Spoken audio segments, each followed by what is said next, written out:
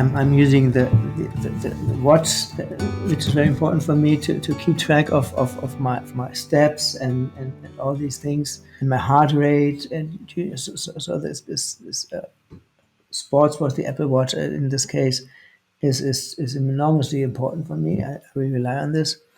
We are ourselves developing a tracker, a symptom tracker, a watch that can track the symptoms, which I think is good if we had this, because as I said, I think it's very important that we have objective measures of our symptoms. I would like to have an easy to use technology that measures the tone and the loudness of my voice. I think it's easy. We have all these tools in our iPhones and our other devices, but they are not being actively used yet. And I think this would be very beneficial for many people who have a low voice or a monotone voice tone, and who they could benefit a lot from this. This is something, number one, I would really wish that would exist. Well, technology is really helping people to live at home more independently, isn't it? Things like our Alexas, or pill reminders, we've got alarm systems, we have falls detectors, and all of these things are really enabling people to live more independently with their Parkinson's in a safer way.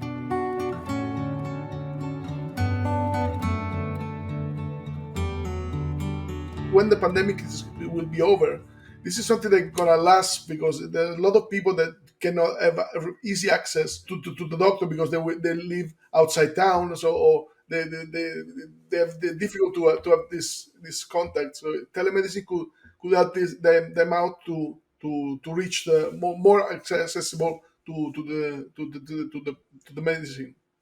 We will see more of this remote contact. I think what's essential is that we find ways to measure the symptoms objectively, because we often don't recognize interrelations and correlations and even causes that are obvious to a neutral observer, but we are just blind to it.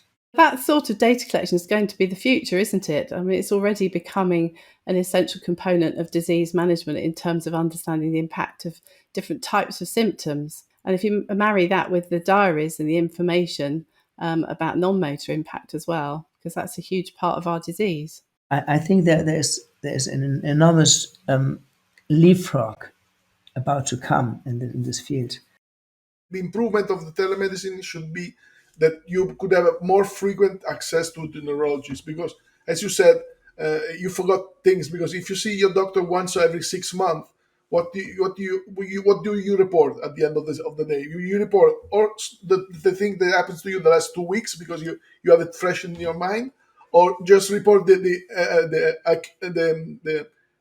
worst episode that you had maybe 2 months ago, but you are not able to report what was the during the while 6 months, because it's a lot of it's a wide range of time. But if you had the chance maybe to talk with your neurologist every 2 months, maybe just for a shorter period, not 1 hour, maybe 15 minutes, but every 2 months, you could have a more fluid conversation, more fluid reporting of your symptoms. So I see you think that it is a good opportunity for us to go further on. It's a huge field that it's going to be boosted from pandemic during the next years, I guess.